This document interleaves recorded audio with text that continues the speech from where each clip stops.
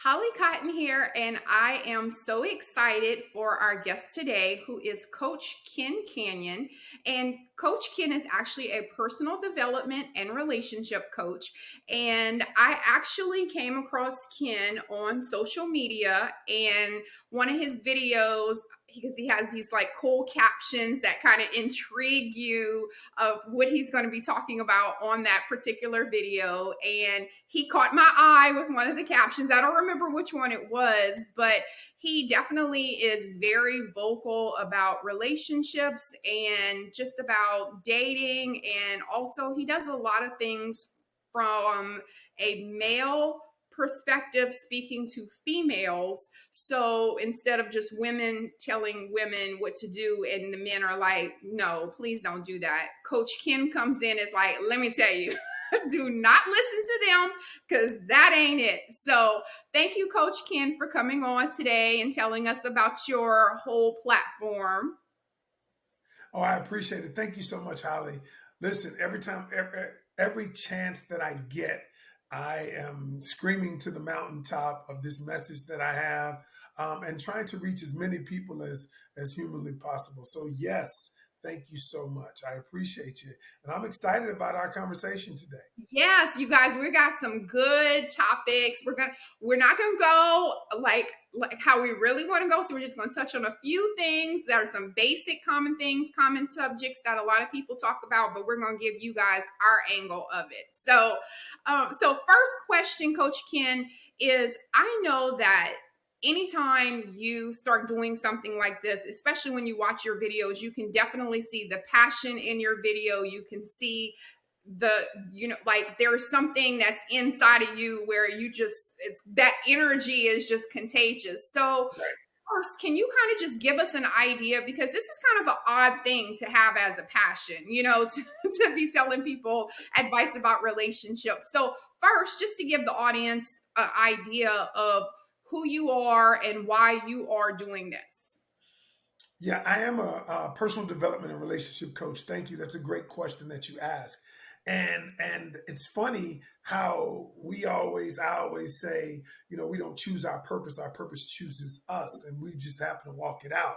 Well, it's funny, I'm in the relationship space, but there are two reasons why I'm actually here. One being that some of the guys that I talk about, that I help women to identify, to navigate the complexities of relationships. I used to be the guy, the one that lied, the one that would be sneaking and dipping and slipping.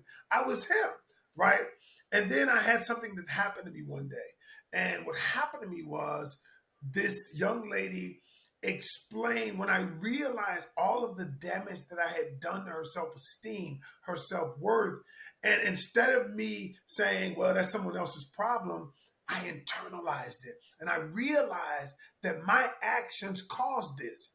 And because of that moment, at that moment, I decided that I wanted to be a different person. I didn't want to be the person who had no integrity. I wanted to be the person who had integrity, who would not only who would not damage lives, but it would empower people. That was the first incident.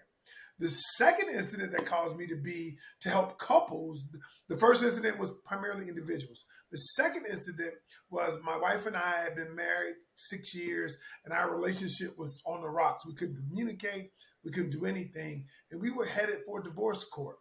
And I often say $7 saved our marriage, because it was $7. I only had $7 to my name, and we were riding out one day, and she was like, "Look, I'm hungry." We weren't talking to each other. She was looking at her window, I was looking at my window. But that $7 is all I had. We went through a Wendy's drive-through. Now you got to understand, I'm talking to a fit person. Went through a Wendy's drive-through, Hey, and and Wendy's is expensive too. on that day, she said, "Pull into a parking lot and a parking space."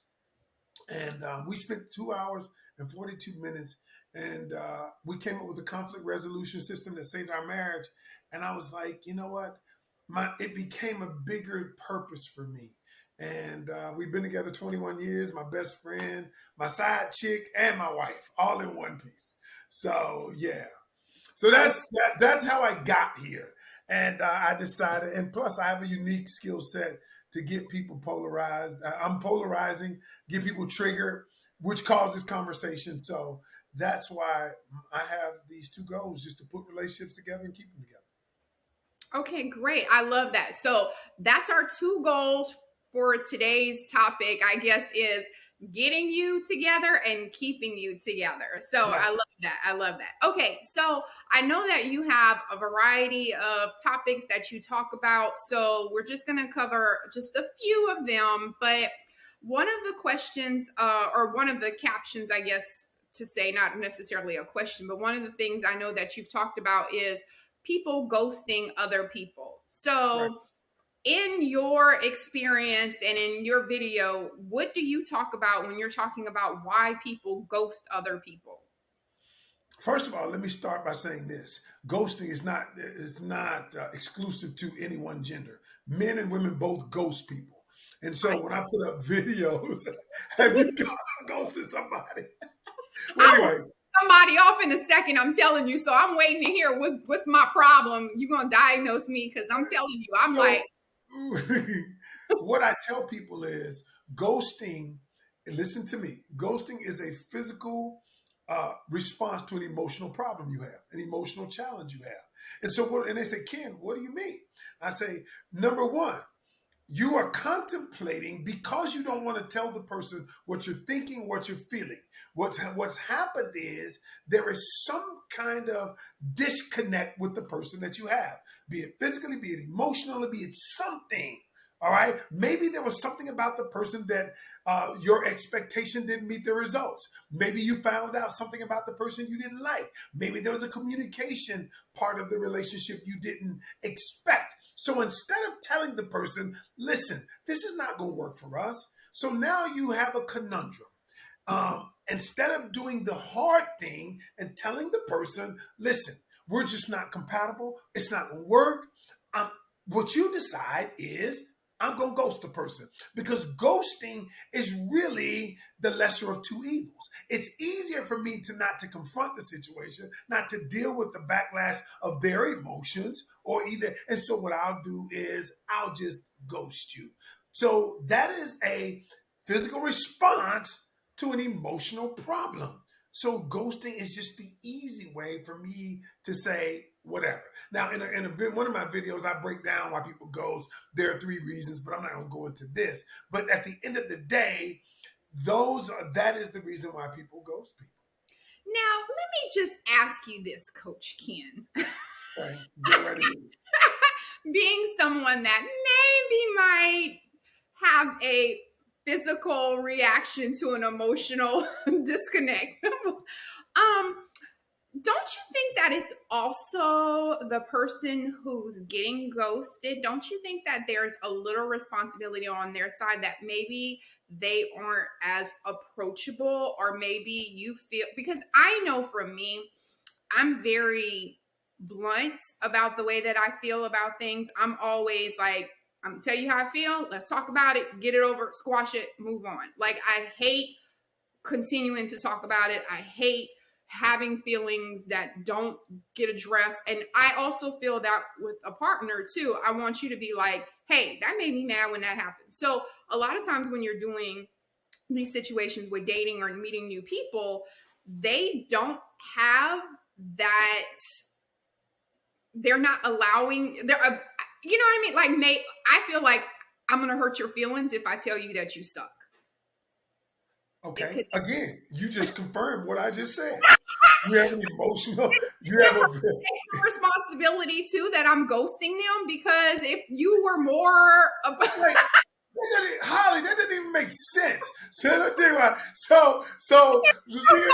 the thing no, is, it's your fault because I ghosted you, right?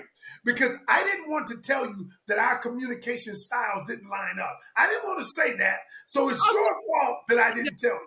now you made it sound so bad. Okay, I'm No, not no, going. no. What I'm saying is, listen, it is not their fault. It is no one's fault that our communication styles weren't congruent because they didn't line up.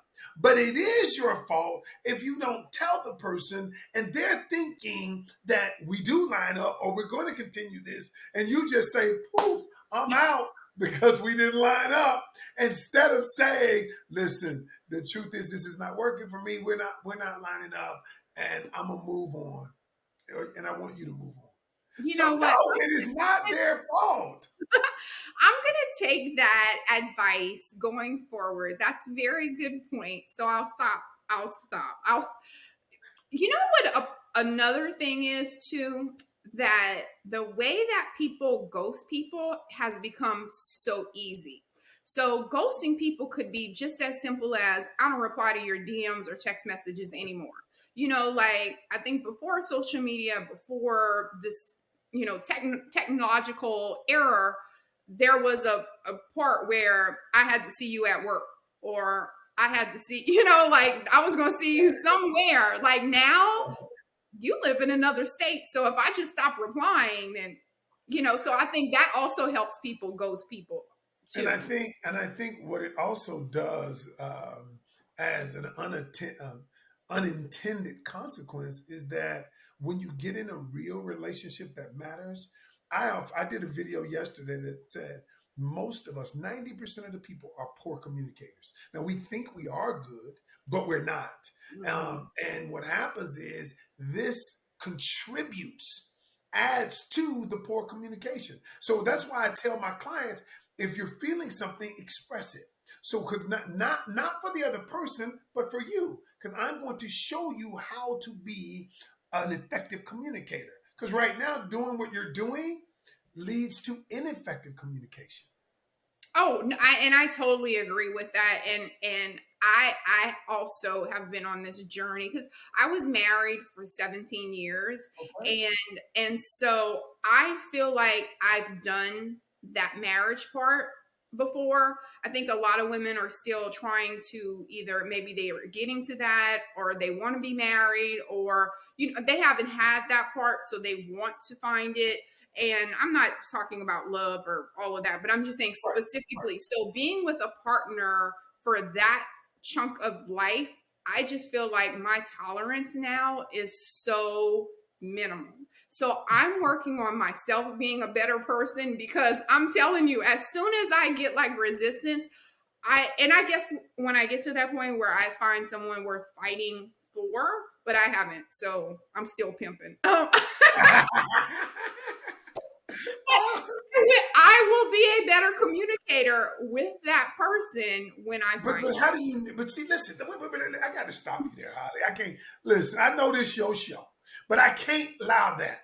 See, Holly, if it. I told you that when it's time for me to work out, I'm gonna go in there and I'm gonna kill it. I'm gonna be great at it, but I haven't been doing it. I'm just gonna step off the street, put on my gym clothes, and I'm gonna do it, right? When I get ready, when I want that body, I'm gonna do it. And you know what you tell me? That doesn't, of course, that's not how it works. But I am communicating in other parts of my life. See, that's the point. So I'm still practicing. I'm just using it in other platforms. So I'm able to.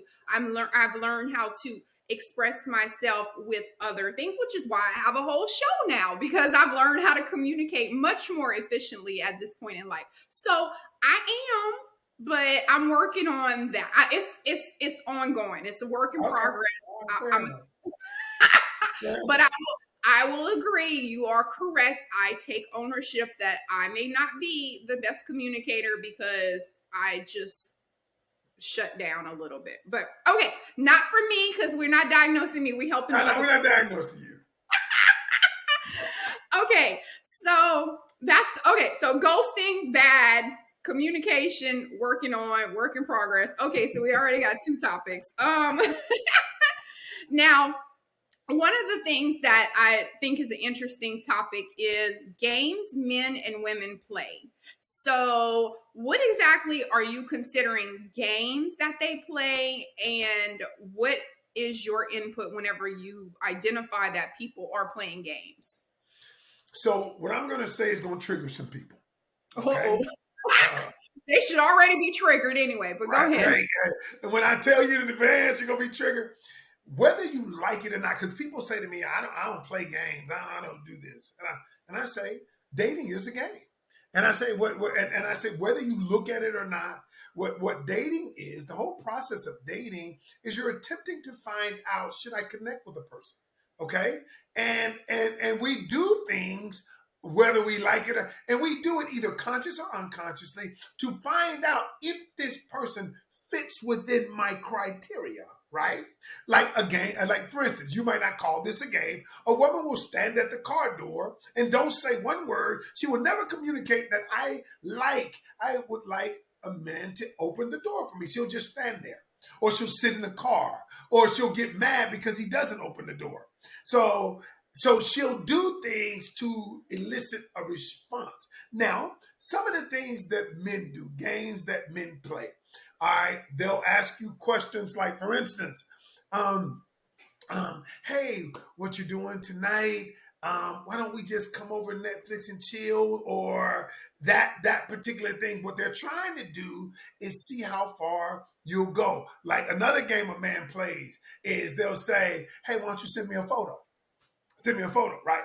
And so what he's trying to gauge is your sexual availability. All right. He says, send me a photo. And then that progressively gets worse. Then all of a sudden, he'll send you a picture of his genitals. Now, at that point, because he's progressively been playing this game to see where you were sexually, but that just represents the doorway to the sex. You follow me?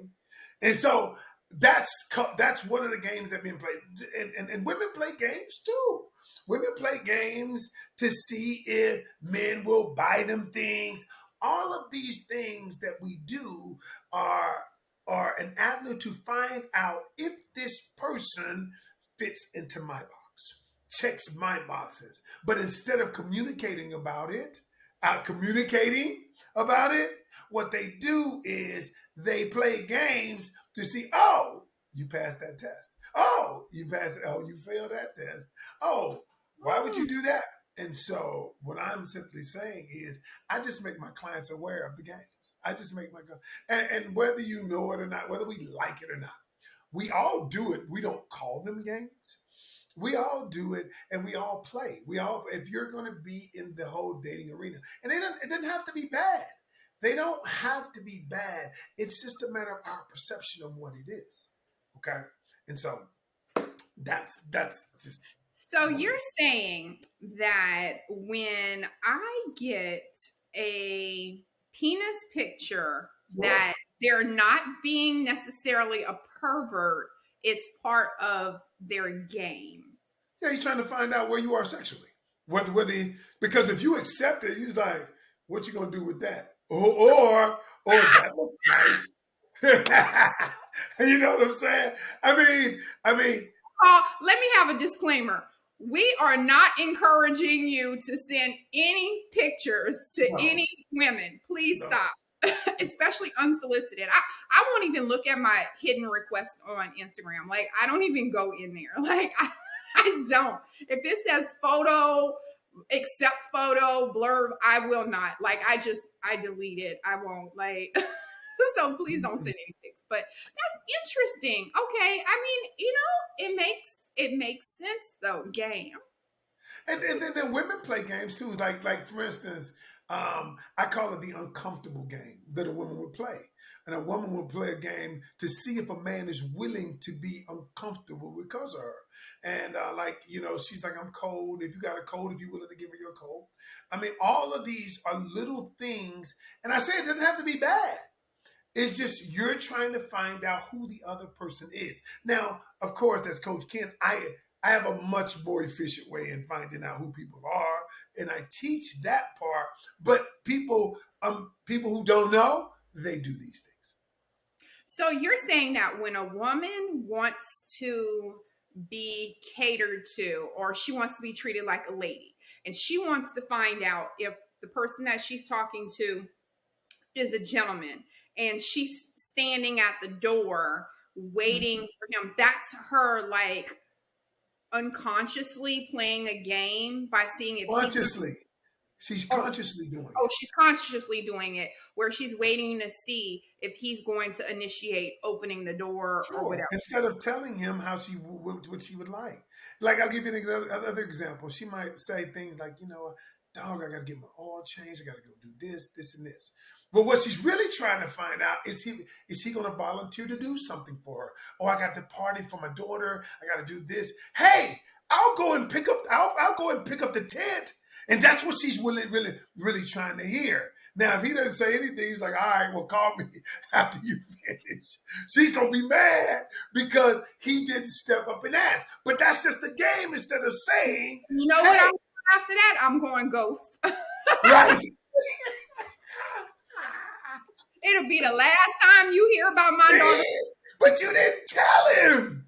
Oh, No, my I'm. goodness. I honestly, people that I have associated with, and maybe because the people that I like that I'm affiliating myself with, like I don't have those issues. So like those basic things that you're saying that when women are looking for the gentleman, the being taken care of, like I don't feel like I have those problems because the only people that I'm going to give my time and energy to are people that I know are going to reciprocate that as well. So I think that's another issue too. Like quit settling for basic people who you don't even align with in the first two or three conversations, and now you expect them to do, like you said, pick up your daughter's tent or whatever. You could have screened that out at conversation one. Why are you still entertaining someone only to set yourself up to be disappointed when you get to 2 months in and you know they weren't who you wanted at the beginning? I just got a question, Holly. How Look, you gonna be that? I mean, no. You just said you know that in the first conversation. Tell me how do you know? not the first not the necessarily the very first conversation, but two or three conversations in, I already have picked up on if this is something that's where we're going to be compatible. If I'm not reciprocating energy, if I don't feel certain things, Okay, and that's fair. That's yeah, fair. you honestly, you might have one date, two conversations before I screen you out. Like that's it. Wow. We don't have no 90-day plan over here. Like But you then here's the thing, though. Here's the problem with that. he's Here's gonna the be problem. The go problem ahead. with that, Holly, is you can easily get skewed because if we do have chemistry, if the energy is fantastic, I do those things. And if you don't go through the process and you say, oh, our energy is good and all of that, I'm gonna let him keep going. And what happens is we give too much credence to energy and vibe and chemistry. I teach my people, no, let's focus on getting below the surface and finding out who the person is so to see if our core values line up. But because chemistry is one thing, core values are another thing. I But always say chemistry. how long is your time to get to core values? I That's what I'm. don't get. I don't do time. But See, I you're not don't. necessarily going to find a core value at the beginning in the first conversations. Core value is once we've got past the lust, the initial attraction. Like now we're investing in knowing people. Is that Oh, when you're really? no? I'm asking you. I'm saying Okay. no. I was asking, but I was giving some specific examples. Like when are we saying that we're getting to that core? Like See, I don't put time on it. So this is what my students don't have to put time on it. You know why? Because when you take away the element of time, right? Because what happens to people is they create what we call resistance. And so if I say, I'm going to know in 3 weeks whether this guy is for me or not.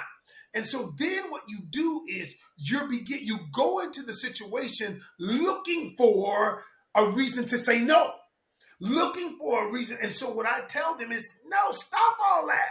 I want to cuss, but I ain't gonna cuss. But anyway, I said, stop all that. I said, here's what you do. I have a methodology called the 2C methodology. That's why many of my people have gotten married. Many of my people are in long-term relationships. The 2C methodology is simply this: you collect, then connect. All right. So I look at dating differently. Dating is simply a process by which you collect data. All right. So that's why I tell women they should date more than one man, more than one guy. I didn't say have sex with them. I always say no. I said take sex off the table and you'll know what he's really thinking. But if you collecting data, and I have a specific way to collect data, And then you get to know the person, not just surface, below the surface. So that may take 2 weeks, 3 weeks, 4 weeks, 5 weeks, 6 weeks. But then if you collect data the way I'm talking, you don't get emotionally invested in it. Mhm. So like when my people first come to me and they are like looking at me like, what the hell? Because that's what they're saying. Because they've never been taught this way. You've been taught to rely on your emotions, and your emotions don't have a good track record. Because you're like, oh, he's so wonderful. He tells me he love bombs me. He tells me all the things. He make my liver quiver. He make me and all this stuff. And then when we have sex, it's so explosive. Then I'm like, you don't even know him. You don't even know who he is at the core, and you're relying on your emotions. We're gonna be together. No, the hell you're not. And then when I show them how to do it, which I've shown people, they're like, "Oh, I get it now, coach. It makes so much sense." That's the difference. And so I always tell people, don't put a time on it. All I want you to do is do the actions, collect the data, and then because I'm from the South, right? And one of the things they used to tell us in our church, you do date to marry people, okay? Which I think is the most faulty, most I destructive. actually wrote that down. That's my next thing I was going to ask about. Was Not it? well, I was in a similar form, but go ahead. Yes, date to marry. That's false. Go ahead. It's the most destructive of device, most advice a person could give. And I understand why they used to do it. They used to say you date to marry because they would say they didn't want people out here having sex, And I get it, but what happens is when you date to marry, you rely on your emotions. So, ooh, they make me feel good. Then you think that you're a good match because everything is going well during the honeymoon stage. And what I always say, no, you date to collect data to determine if I should connect. You don't connect with everybody. And once we get past the threshold of collection, we connect. Then we go to connection. But most people bypass collection. Then you find out stuff 6, 8 months later, and you realize the person is a lot more different than you thought they were. You like, wow, I thought this person was someone else. But you never collected the data to find out who the person was. So no, you don't date to marry. You date to collect data, and then you determine if I should connect with the person. Now, let me ask you this because that's kind of what I wanted to ask. Now, what about people who don't want monogamy? What Okay. about the people that just enjoy dating without a commitment? Like I know, especially now in like this middle age genre that we're in, I see people all the time. Again, they were married, their kids finally graduated high school, and they're divorced. Like they served their time. So there's like this Serve whole their time. whatever it is. I'm just saying, like they're like, I stayed for the kids. I made sure my babies went to college. I did the right thing. Blah blah blah. So there is this huge group of people that are 40 plus that are single and they've already done the 20 years of marriage and they just want a partnership. They don't want marriage again. They don't want that. So they become like sort of serial daters. So when you're talking to people and having a monogamous relationship is not their goal, Okay. what advice do you give them? Because again, you're saying don't date to marry someone, but then the person is like, but that's not my goal anyway. I just want to be able to be happy with a partner. So how do you address like people where marriage and having that lifelong partnership is not their goal? Okay. So I'm gonna answer this in a way I think you can respect. Um. So if a person, if you work out all the time, you eat right. Okay. Uh-huh.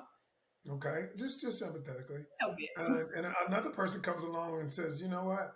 I don't work out. I don't want to eat right. I'm not into the things that you're into. What would you do? More than likely, you would probably, because your goals are incongruent, we go in the same direction. A current flows in the same direction. Our current is flowing in the same direction, or it's not. Okay, when a current doesn't flow in the same direction, what happens is you have what we call a riptide, and you'll get drowned within the riptide. What I said all that to say this is that if your relationship goals are incongruent, you're going in different directions. What happens is people try to make that work. That simply leads to emotional stress, emotional instability, and ultimately it leads to an emotional breakdown because you're trying, it's almost like going against the current. When you go against the current and you're fighting the current, you're not, it's not going to work. It's not going to work. We try to make it work because, again, we're relying on our emotions. We try to make it work, but that's never going to work.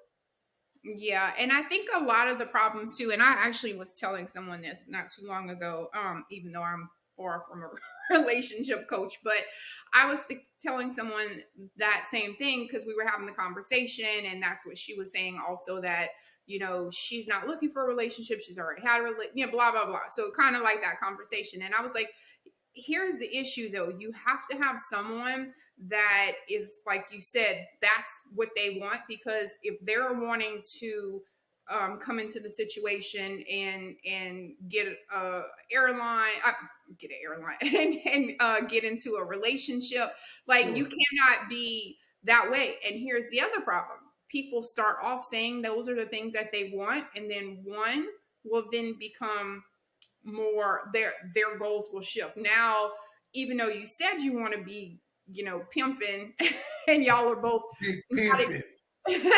and y'all are both not exclusive, one of the people usually decide they want to be exclusive, and then now the other one's feelings are hurt because they, I guess, like, the Yeah, quote because is they now. introduce sex to it. Yeah, because Yeah. Oh, when you introduce sex, what you do is you alter the hormone structure, the hormone delivery, and so when you do that, the hormone delivery becomes different. You now you start releasing the oxytocin, the bonding chemical, the dopamine, the feel good chemical, and all this serotonin, and this mix becomes a love cocktail. And what you thought you wanted, you really now you've decided, you know what, I want this feeling, I want to create these emotions. And so let me tell you what happens when two people who have different relationship goals get together. What ultimately happens is there is a seed planted of resentment. The person who wants it resents the other person. Okay, because ultimately, am I not good enough? What's wrong with me? I know, you know what, we've been doing this together, and they begin questioning themselves. Okay, and then in questioning themselves, a lot of times they internalize the other person's decision.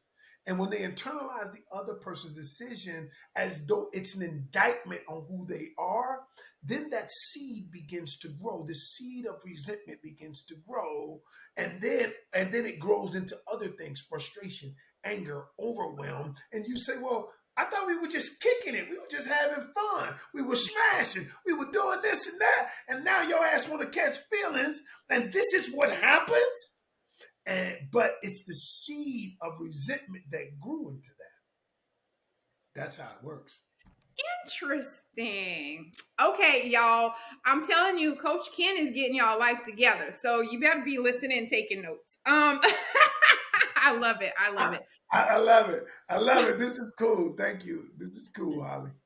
Okay, so let's talk, because I know that one, you have a lot of sex topics that you talk about. So we'll keep it clean because this is Ebony. So we're gonna keep it clean.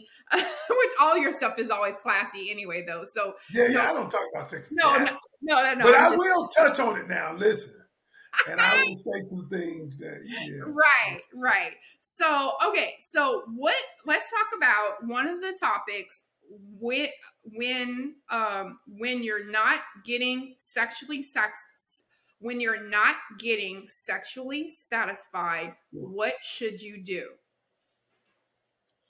Um, the one thing that you have to do, because I run across this a lot in my coaching. Um, the first thing that has to happen is most times when you're not sexually satisfied, you keep it to yourself. You don't talk about it. You get mad. What you do is you internalize it. You get mad. You get frustrated, but you don't tell the partner what's going on, how you feel about it. And there's a specific way because you think it might hurt the person's feelings for whatever you might be judged or whatever you think. And but then what I've done is I've created a specific way that you say the hard stuff. And so we have it goes back to communication because you have to be willing to communicate with your partner about how you feel. If I'm not opening your door, Holly, and we're together, then you will express to me how you feel about me not opening the door. But what happens when it comes to sex, because we think sex is a greater topic, we withhold the information. And then that seed of resentment, whenever you don't communicate something, it's planted. It's planted. But then Right. it Because we go ahead. sitting over there like, look, this bastard over here eating chicken wings, knowing he didn't satisfy me earlier. Now he over here eating chicken wings like he did something. Yeah, right, exactly. All right, and then it perpetuates into something else, and ultimately, infidelity can ensue because you never communicated it. Now, there's a different question, a different thing to be had once you communicate it, and the other person doesn't receive it, or isn't receptive of it at first. Then that's a different protocol. Then I teach you what to do in that case. Okay. But first thing starts with authentic communication. Authentic. Not holding some of it back, not saying something and hope he figures it out, not saying, "Ooh, you got off? Oh, yeah, yeah. Wow, that's a good thing."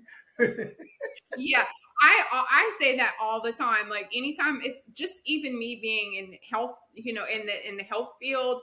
A lot of times, like when I used to train women, especially, we would obviously have a repertoire. We would talk about things. They would talk to me about their sex life, and I would explain, being more fit, being more comfortable. A lot of times women, you feel better about yourself or whatever. And I Sure. can't tell you how many women would just be honest that they would, be honest with me that they were still lying to their husband about what was going on in the bedroom. And well, I never let him know that I feel this way, or I never let him know that I wasn't satisfied. And I'm like, what what planet are we on at 30 plus that you guys are not communicating? So yeah, Yeah. I ain't lying. I'm telling you the You truth. sound like the type of person, I'm gonna tell you the truth. Look here, bro. You better keep going. We ain't there yet. You know what? He be like, "Are we there yet? Are we there? We not there." So That ain't it. Let's take two. Take two. yeah, I feel Okay, so you. all right, so I love that answer. And then also I know that another topic going into that you said that you get a lot of questions about is when should you actually sleep with the person? And I know we already talked about there's not a timeline and anything like that, but I know just one, I know that women also have a reservation. Well, just depending on the generation, because younger people tend to be a little more loose. But I know Oh yeah, older women, they don't even see, they don't see it the same. they F and F, they F and F. But They don't listen. I'm like, okay, but right. you know, But anyone that's maybe 35 plus, they tend to sure. be a little bit more reserved. Maybe they don't want to have a one night stand. They think it means something, whatever. So, what advice do you have for those people that are wondering when is it okay to actually cross over to that sexual relationship? So I got a good technique, and I often say, and I put it in a video. I said, okay, let's say because you grown, all of us are grown. We do you. I don't tell you what to do with your body. You do what you want to. I said, but if your goal is a relationship, if your goal is a relationship, and I always say, you say, when should I sleep with him? And I always say, I say, listen, there are two ways to know. Number one is if your goal is a relationship, and you I feel I would let me break this down for you this way. There are three types of connection: the mental connection, emotional connection, and physical connection. All right, the way men are wired because of testosterone and everything in us, we want the physical connection first. That's just who we are. That's where we wired. Don't get mad at a man because he wants some. All right, that's just who he is. Okay. Now, the man doesn't want to give you the emotional connection because he's like, look, I don't know. I want to put my heart on the line, and I could go into deeper reasons why. Now, the woman says her thing is a lot of time, I don't want to generalize every woman. No, but a lot of women that I coach, her thing is I want the emotional connection. All right. But here's where the problem comes in. The woman wants the emotional connection, but she says the man ain't willing to give me the emotional connection. The man wants the physical connection. Ooh, that's why he sends you the dick pic. All right. But then he says, but the woman believes if I give him the physical connection, it's going to lead to an emotional connection. He'll feel the bonding, the closeness, all of that. Because I'm going to catch feelings probably if it's good, right? Therein lies the problem. That's not the way a man thinks. A man is not going to give you an emotional connection via the physical connection. No, he's not. So what I always tell the woman is this. Here's how you play this game. Both of them will give the mental connection. The mental connection is simply how do we think? How do we see the world? How do we feel about whatever? Let's talk. The conversation. If the conversation goes straight to sex after y'all first meet or come over the house, you know he wants the physical connection. No. Women are the gatekeepers of sex. All right? Demand the mental connection. If he's not willing to give it, and what women say is he might walk away. I'm like, well, if he walks away, he wasn't the one anyway, especially if your goal is a relationship and an emotional connection. So what you do is say, and then I got a good way to say it. So you say, so this is Holly. He asked you, can I get some of that? And what you say is, listen, you know what? The truth is, I would love to have a physical connection with you if it went that way. But what I'm more interested in right now is a mental connection to see if we see the world the same way. Now, what is he gonna say when you say that? He gonna either say, I like her, because y'all, just because a man wants sex doesn't mean he doesn't like you or he just wants sex. He might want sex, he might like you, but a man that's really into you and figuring out if you're the one, he's willing to wait.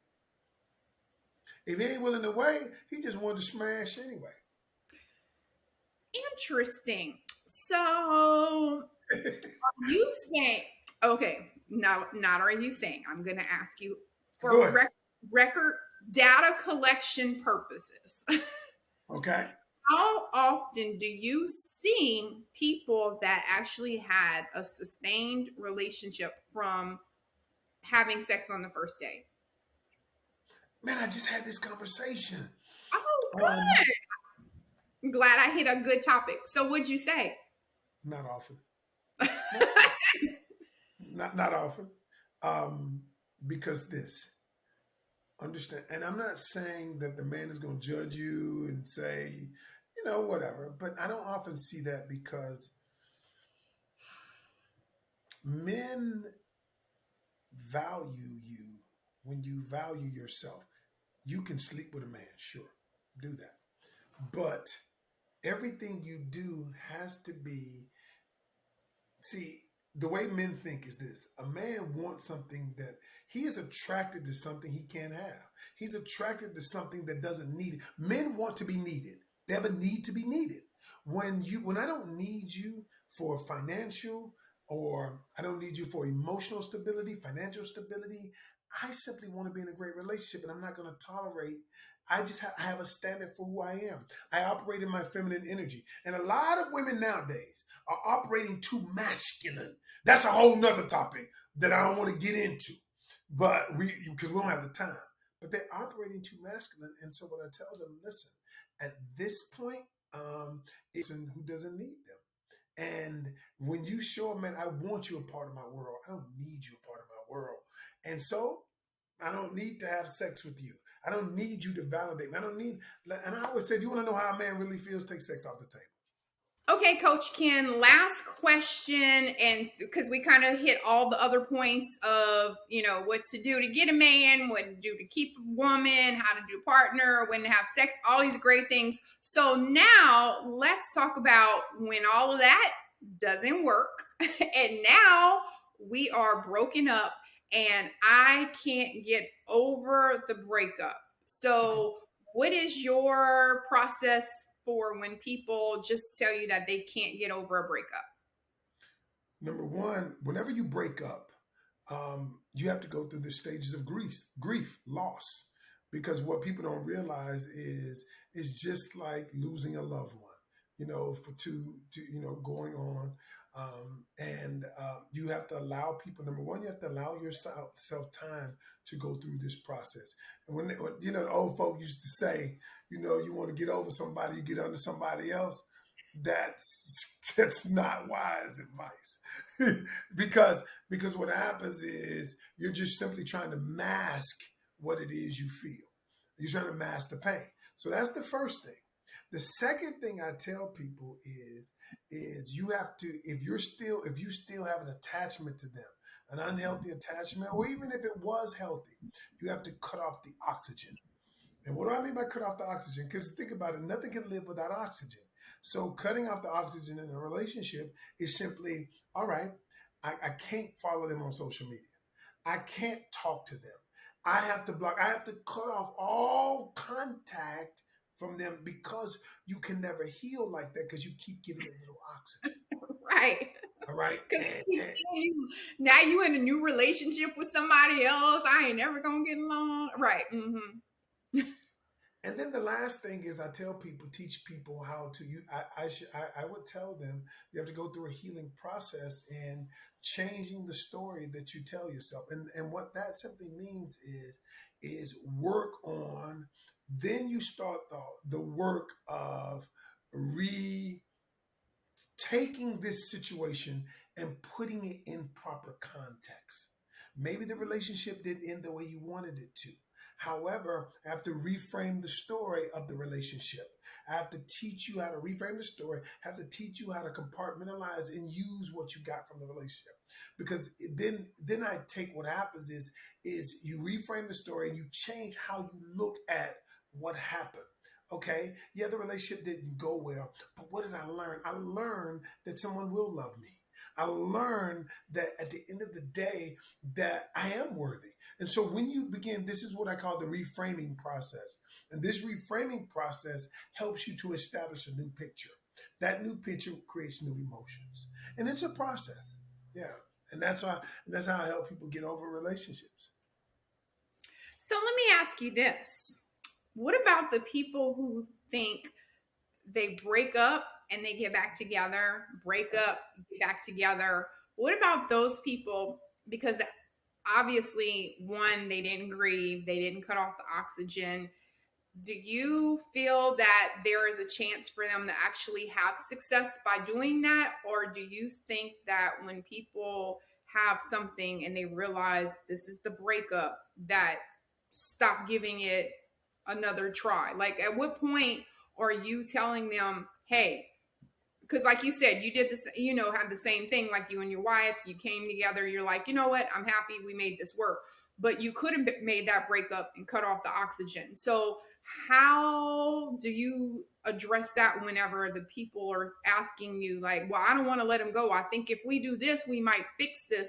But at what point are you saying to them, this is when you need to just chalk it up to the game and let it go? Great question. Great question. You see, you use me and my wife, and that's a great example. So whenever I tell people, if you're going to get back together, something or someone has to change.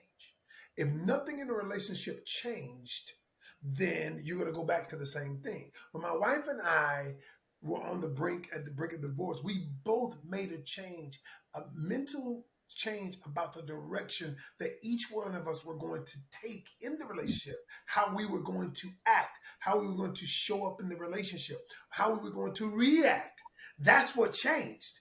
That's why the relationship could work. If nothing, if nobody's willing to change, if the relationship doesn't change, no circumstance within the relationship change, you're going to go back to the same thing. I always say, if you want to go back, something has to change because something brought you to this point.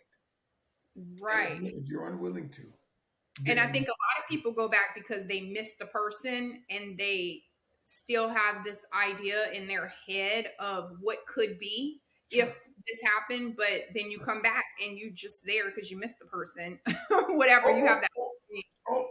or it's familiarity. It's like I know what to expect with this. I know what this is. Even though it's not right, even though it's not completely right, I get it. I know what it is, and so that's part of the issue too.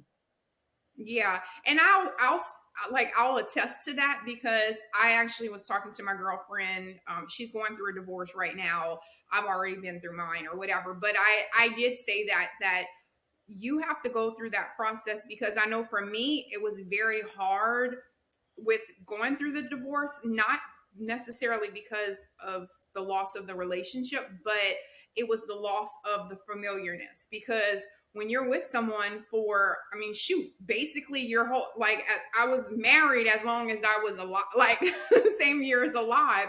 So when you're with someone for 20 years, even if you're not fighting or whatever, like there's that familiarness. They know what to order for you at the restaurant. They know whatever it is. They know things that are going to be your triggers. And then meeting new people, they don't know those things yet. So sometimes it can be frustrating and you get flustered because you're like, oh my God, like, whatever. Like, how you don't know that yet, and so I was explaining to her getting out and starting to date again is going to be a process because the same thing too. 20 years she's been married, and you guys, y'all are like, even though you were two ships in the night, you still were, you still knew what to We do. were still ships. Yeah, exactly. Like you're gonna be a ship with a submarine now, or or a ship in an airplane. Like, where's the rest of the ships? So Right, right, I, right. yeah, so I love that answer and that perspective of it. Okay, so now you've given all this great information. Like everyone is like, okay, you know what? I think I needed that. We gave a little bit of sprinkle, y'all. We told you guys we're giving you appetizers. This is not entree. So Coach Ken, can you tell people, because I know you said you do coaching and stuff like that. So can you tell people how to get in touch with you, the services that you offer, all of that great stuff? So yeah, you can find me at Coach Ken Canion. That's Canion, Coach Ken Canion, on all the platforms: YouTube, Instagram, TikTok, all of them. Look for Coach Ken Canion. Or you can reach me at kencanyon@gmail.com. Um, and I have a website, coachkencanyon.com. Everything's Coach Ken Canion. So look, you can't not find me. But yeah, I have a coaching program. I only take 11 clients per year, and I'm at my maximum. I got 10 clients. I'm only on because my program is very intense, and when people leave me, they are different.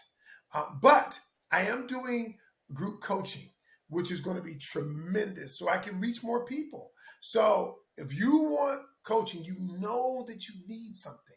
First thing I will tell you is reach out to me, book a discovery session. It's a 90-minute deep dive where we find out what's going on with you and what you need. And I will tell you how I can help you. But yeah, you got to reach out to me because I am soon in October. What do you think about this, Holly? I'm going to have a challenge, which is going to lead to a 12-week course. And the challenge is going to be how to stop picking the wrong guy challenge. Mm, And I'm okay. going to teach you how to stop picking the wrong dude, how to stop picking the wrong guy for 5 days. And it's going to lead you into a 3-month program if you want it. But for those 5 days, I will give you enough where you'll be like, what the hell? Thank you, coach. I know I'm not going to be screwing up anymore. But that's coming. And so it's going to lead you into my first program. I did a course, and my first course, and I spent time on it. And so I'm gonna show people because that's the biggest problem is we're picking the wrong people.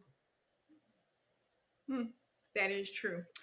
Um, yes. Well, I don't try to get it too much of my business, but Well, don't um, get you gotta give me too much of your business. because I mean, people are like, I know you've been pimping though. right. I just try to give them a little advice, like, please don't send me no penis pic in my DM. Like, let's Right, start. right, right, right. So I love that. I love that. And I think that it's really important. That's why I wanted to do this show because one, I think that relationships are a huge, huge part of our health and wellness, regardless of if you are married, if you're dating, whatever it is, you have to be happy and your mental health needs to be optimum. And I think that that's an issue for people because don't just say that you're in a relationship or don't be happy that you're in a relationship and be miserable just for the sake of saying that you're in a relationship. And I find that so often with people that I come in contact with. And I'm like, life is too short. You do not want to be on your deathbed. And the regret that you have is that you gave someone 30 years of your life, 40 years of life, you never were happy. You never had an orgasm. Like you never were able to do great things in life because the person wasn't supportive. Like there's so many things that come with being in a bad relationship.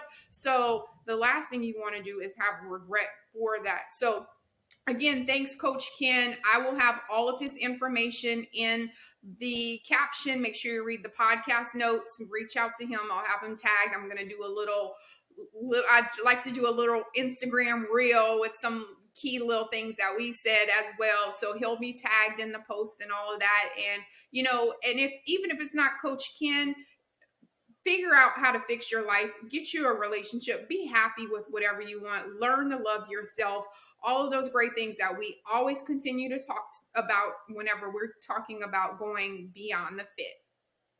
So